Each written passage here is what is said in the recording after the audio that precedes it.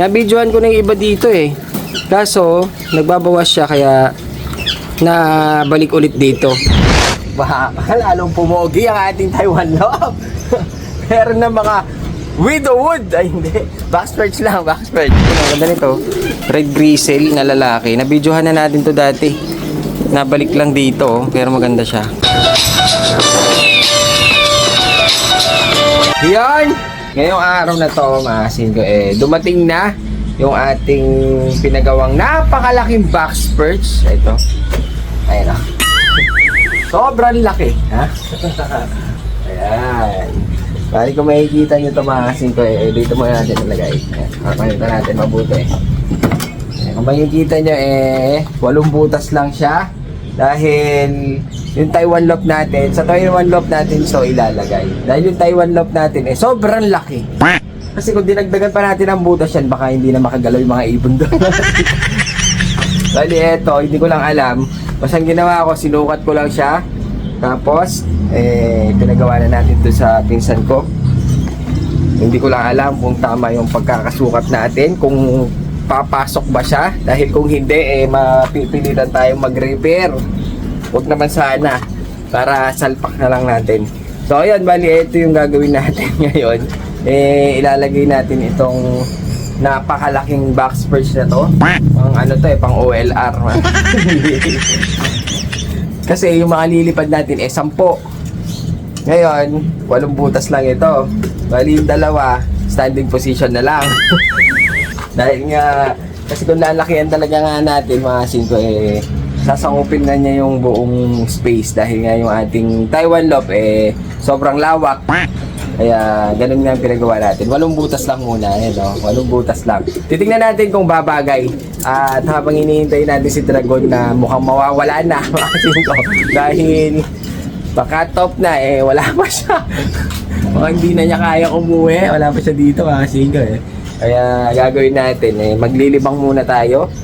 Try nating ayusin itong ating pinagawang box perch at para medyo maginhawaan naman na yung mga ibon natin at hindi na sila naka standing position. Pero pag ganyan kasi minsan na wala silang box perch, parang mas relax pa sila kahit saan sila mag-uuupo, pwede. At saka magiging close sila masyado. Pag ganito kasi territorial. So ayan, pero dahil nga Taiwan loft yung atin, kailangan may box perch din. Ito, mahal. In-order ko pa to. Ang mahal, mga 5. Kada butas niyan, tigo 8,000, ha? So, ayan, nalapasin natin, ha? Si Dragon na. Wala na talaga kung hindi na uuwi. So, ayan, gawin na natin. At try natin siyang isalpak kung paano natin maikakabit ito. Wala kasing kabitan, Try na natin. Ayun bali ito yung dinala ni tropa. Nagbawas ng ibon, pero yung iba daw nabili niya dito, mga 5. Ngayon, dahil nga bawas alaga, dinala niya sa atin. Kaso pabenta lang, mga 5, dahil nga hindi ko kaya bilhin yung presyo ni tropa. Papadisplay niya to, mga 5. Kagaya gagawin natin, pagsama-samahin ko na lang yung mga kanya. Ayun meron siyang blue bar dito. Meron tayong black and white to, ayun tas Grizzle na babae yata ito, mga babae yung black and white Tapos ito yung kay JP, di pa niya kinukuha, mga 5. Tapos meron tayong blue check, ganito na lang kasi ganda nun pero red bar, pula, mga 5, mga lalaki, maganda rin. Makita kong slate may isang Grizzle pa dito na hen. Tapos merong slate na babae, maganda yung babaeng slate mga 5, malinis, malikot lang. Bali ito yung dala ni tropa, pero hindi lang yan. Dahil nga hiniwalay ko yung mas mataas na presyo niya, dito natin nilagay. Ito, mas mataas kasi yung presyo niya dito, kaya pagsama-samahin ko naman ito para hindi ako malito. Ayun mga 5, nabidyohan ko na yung iba dito Kaso nagbabawas siya kaya nabalik ulit dito. Pakita lang natin yung pang out ni tropa. Ayun ito yung binidyohan natin na pamilyang opal. Nakakuha niya yung isa, ngayon binibenta niya ulit. Tapos meron tayo ditong red tiger na videohan na rin natin to, alam ko red tiger na lalaki. Tapos meron tayo ditong saddle na babae. Kaso hindi puti yung kanyang buntot, pero maganda rin mga 5. Tingnan nga natin. Bali ito yung ilalagay natin sa pwesto. Dahil sa tropa pips ito, pagsama-samahin natin yung mga alaga niya. Malilikot lang mga singko. Ayan, ang ganda nito. Red Grizzle na lalaki. Nabidyohan na natin to dati. Nabalik lang dito, pero maganda siya. Kak. Tapos yung opal na nabidyohan natin to dati. Ito yung may opal na pamilya eh. Ayan o, sibong pa. Kaya pang mapatuto, mga singko. Tapos ito yung saddle. May saddle siyang dinala, babae rin. Na umitlog na daw to sa kanya, kaya sure hen na saddle blue bar. Tapos meron tayo dito, ito maganda oh, hen. Blue check white flight na pied, babae rin mga singko. So yan, bali ito yung dala ni Tropa Pips natin. Ang gagawin lang natin dito mga singko kailangan ko lang siyang i-display doon sa pwesto. Gagawin ko magkakasama na lang para hindi tayo malito doon sa presyo ni Tropa. Bali yung isusulat natin doon sa pwesto ng presyo presyo ni Tropa na. Hindi na natin presyo. Bali tulong lang natin dahil bawas daw alaga sa kanya. So ayan oh, ang gaganda ng ibon eh. Pero siguro mga iliwan niya baka mas magaganda pa. Mahilig siya sa off color oh. Pansinin natin mga singko, puro off color. Kahit yung dinala niya dito may mga grizzle, may pula, ayun oh, may pula. May grizzle, dalawang grizzle, tapos may black and white dun sa dulo, yun, babae rin. So, yan, gawin natin, display na natin. Hanapan ko lang sila ng pwesto, dapat medyo malaki para hindi sila mag-crowded kasi isang grupo, isa may-ari. Tsaka yun, yan nandun. So, yan. Bale, ito na yung ating box perch na iakyat na natin. Siko ngayon, gagawin natin para hindi ma-stress yung mga young bird natin, ilalagay muna natin sila dito sa taas. Babad muna sila dito para hindi sila ma-stress natin kakapukpok, lilipad-lipad sila. Diyan na muna sila sa taas. As yung mga matatanda, pakawalan muna natin para makagawa tayo dito. Hindi ko lang alam kung paano natin isasaksak, baka mamaya hindi cash. Yung sukat pa naman natin hula-hula lang. So ayan, si Dragon natin wala pa, mga singgo, di ba dumadating? Kaya gagawin natin kailangan maturuan na natin itong mga young bird natin. Wala talaga tayong kadala-dala.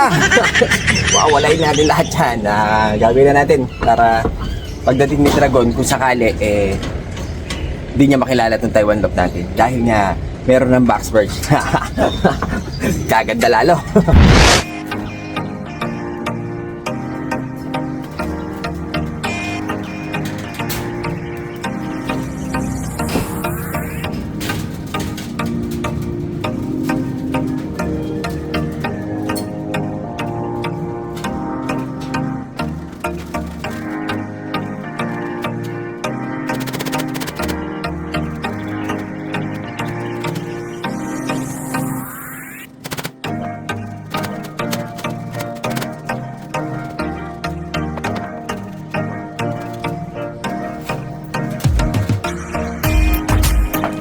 So ayan, ganun lang kadali mga singko habang nakatambay yung mga young bird natin dito.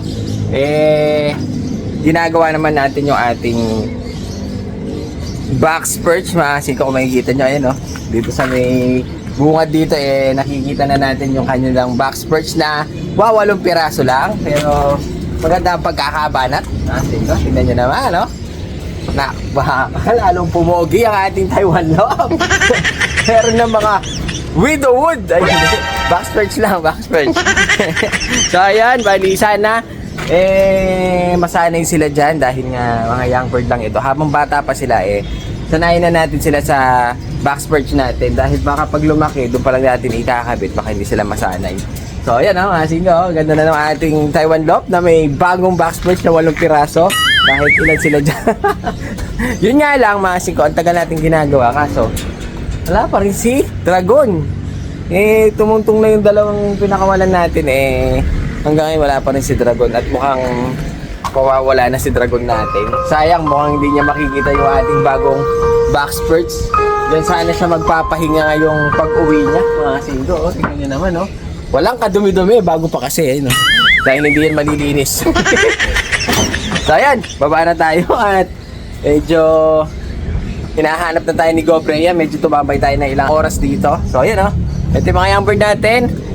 Mga ilang araw lang pawawalan na natin yung mga yan para matuto na silang mawala. Bali, halos lahat pala ng mga young bird natin naiiakyat pala na natin dahil, ayun tingnan nyo mga singko, naka-break na sila.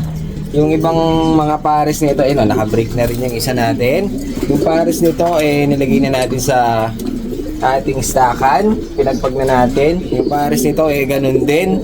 Tapos yung iba dito, halos ganun din. Bali, ang hinihintay ko na lang talaga, si puti. Ayun, malaki na siya mga singko Tumatalon-talon na siya, bumababa na siya dyan at nagpa-practice na siyang maglakad.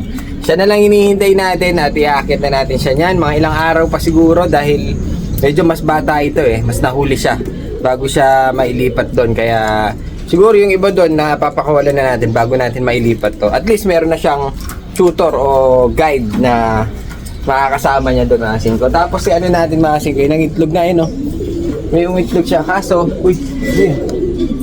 Kita nyo, mga singko, parang may ibang kulay. May sisiw na yata si kakaitlog lang yan parang may sisiw. Tingnan natin. Ayun Ay, hindi. Dumi lang. Papel. Papel na shout out. Wala na talaga tayo maisip kung saan natin ito itatago mga singko. Kaya gagawin natin basahin na natin to para hindi ka tumatagal. Medyo lukot-lukot pa mga singko. Konti lang ito dahil nga medyo kumakain ng oras. So ayan mga singko, shoutout natin si Arlene De Vera, Bagwislof Mix Vlog ng Sapang Palay, Bulacan. Shoutout sa iyo. JBY Brostek, shoutout sa iyo. Kay Gson Claudio, shoutout sa iyo. Bok TV, Oliver Santiago, shoutout sa iyo. Michelle Angeles, at last na natin si Frederick Tugay. Ito pala mga singko, si Tugay. Lagi ko nababasa rin ito kaso ang lagi kong nabibigkas Tagay. Frederick Tugay pala.